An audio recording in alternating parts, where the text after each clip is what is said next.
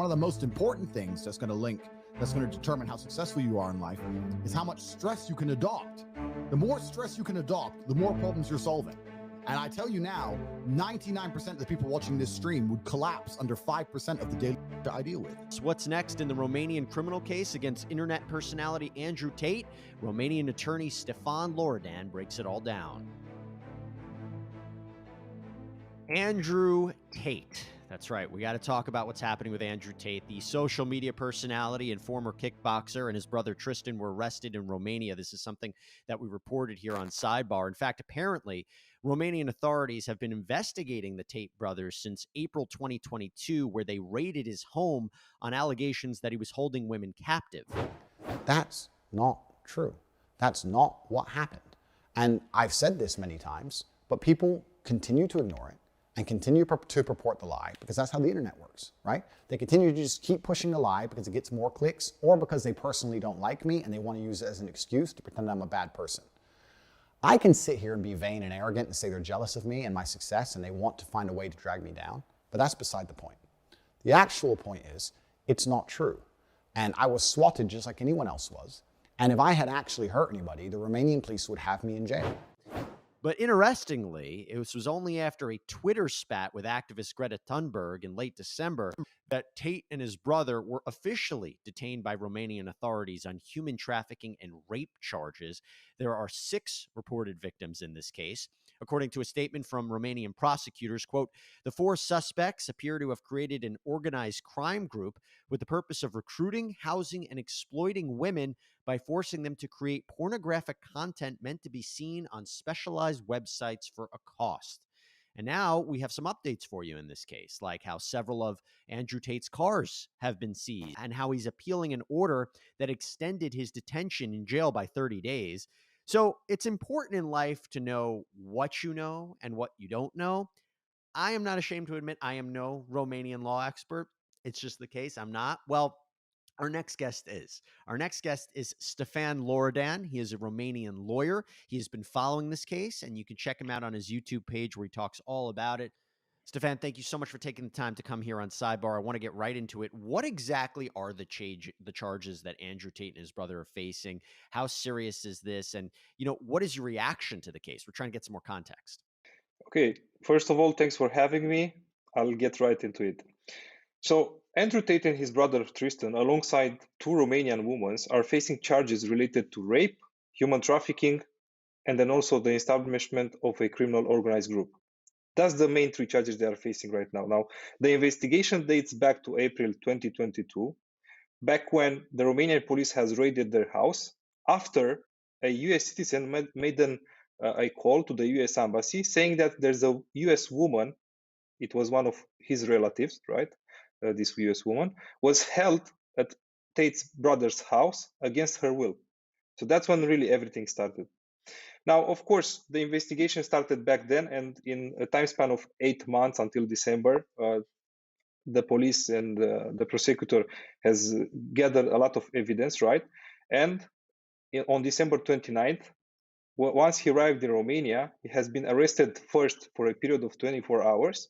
And after this period expired, the prosecutor went in front of the judge and proposed, because that's how the legal system works in Romania, the prosecutor proposes and the judge can decline or accept, okay?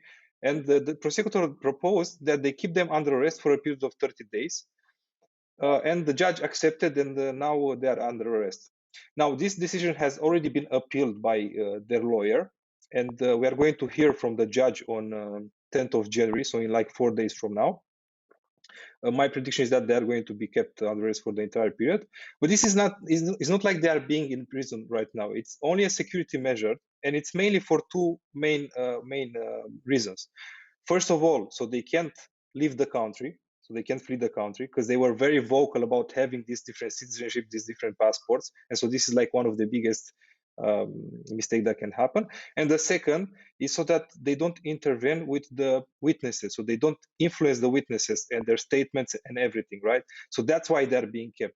Now, I would say that the next logical thing that we should look forward to in this case is the appeal that is going to be ruled over in 4 days on January 10th. And if it's going to be declined, as is my prediction, right, as I predict, Then on January 29th, the 30 days period will be expiring, and the prosecutor has to come again in front of the judge, and he's going to propose one of the following three measures. It's either going to propose to extend the arrest for another 30 days, or keep them, second one is to keep them under arrest at home arrest for 30 days, or the third one is to set them free, but they would have to come to the police every week to sign some papers that they are still in Romania and they are not going to be allowed to leave the country. Now, again, my prediction is that they are going to be set free. At least that's my prediction. They're going to be set free. And what makes you say that? Why do you think they'd be set free? well, I think they're going to be set free because I feel like it's not so often that they manage to keep them for a longer period than 30 days. Now, keep in mind that they can keep them for up to 180 days, sorry. So they can just extend this period, 30 days, 30 days, 30 days, right? But usually what happens is they only keep them for 30 days so that they can gather further evidence in the case from the witnesses and everything. And after that, they can be judged with them in freedom. Why did they seize Andrew Tate's cars? Because the way that I read it, it was to fund the investigation. Am I understanding that? No. This is a common procedure in Romania when you are dealing with crimes, when you are facing crimes that have behind the fact that you can gain monetary, you can make money from those crimes, right? Then they seize usually your assets. So they make sure that in the end, if you are found guilty, they can sell those assets and they can pay the victims and they can pay everybody that was involved and that needs to be paid. So just taking a step back, what he was raided for back in April and what he was arrested for in December, they're related, right? And the idea here is that they created some sort of network where they were, was it lying to the women? Was it, again, what the allegation is, forcing them to be exploited for pornographic reasons? I mean, I'm trying to make sense of exactly what they're being accused of here. That's a great question. Well, the statement that the authorities have made in regards to this case say that he's accused of using the lover boy method in order to lure the victims, like the women, right, the young ones. Now, the problem is that in Romania, this lover boy method is very well known, and for the last 30 years have been used mostly by criminals, but like mafia bosses, right, to lure women and then exploiting them for prostitution. And as you can imagine, in other countries in the world, this lover boy method is totally fine, it's totally legal, there's no problem with it. But in my opinion, Andrew Tate and his brother, they are unlucky because Romania already has made a perception about this method and they are associating with those criminals, right? Now, I'm not saying that the woman that they've been luring to them have been used for prostitution. I think mainly what they used this method for was to attract those young women and convert them into the employees for their webcam business. But now obviously all the statements that they made on the internet and everything they said is going to be used against them, and they are going to have a hard time, at least in my opinion, to prove the judge wrong. Let's talk about that. What is a trial in Romania look like? I mean, in terms of how it's presented by the prosecution and what kind of defenses could be mounted by Andrew Tate and his brother, and when will a trial happen? Yeah, well, right now we are in the investigation phase. We are yet to move to the trial, right? The next natural step would be the trial, right? But there's still time. Like I assume that we are going to stay in the investigation phase for at least like a few months, in the next few months, and then they're going to move to the trial. And keep in mind that usually when you move to the trial, means that you have evidence, because here's how it works in Romania. A judge will look at the evidence that the prosecutor is providing, and if he feels like there's enough evidence against the suspects, then he's going to push the file further to the trial. If not, he's going to decline it, and he will say to the prosecutor, okay, come with more evidence, and then we can move to the trial. So most likely, if they're going to move to the trial, they're going to be convicted, at least in my opinion. And in terms of the prison time, if they are found guilty for all the three infractions, they can face up to 10 to 20 years in prison. Because the rape, it's 5 to 10 years. The human trafficking, 5 to 10 years. And then the other one, the criminal group, it's 1 to 5 years. What are some potential defenses, though? Uh, it's really hard to say. Like in Romania, we have a simplified version of the trial, but this implies that the suspects recognize the crimes that they've committed. I'm 100% sure that they won't recognize anything, right? And so the trial will go on for like at least 1 to 3 years once it gets to the trial. Now, in terms of the defense, I think the lawyer will have to play a game of denying everything and making it blame somebody else or something like that. But the judge is not stupid, and the legal system in Romania, it's not stupid. Okay, the prosecutor is smart. He's a chief prosecutor, one of the highest rankings in his category. He's very well known for leading some of the biggest cases against anti-mafia. He has 24/7 security assured by the security forces of Romania, because he received a lot of death threats in the past.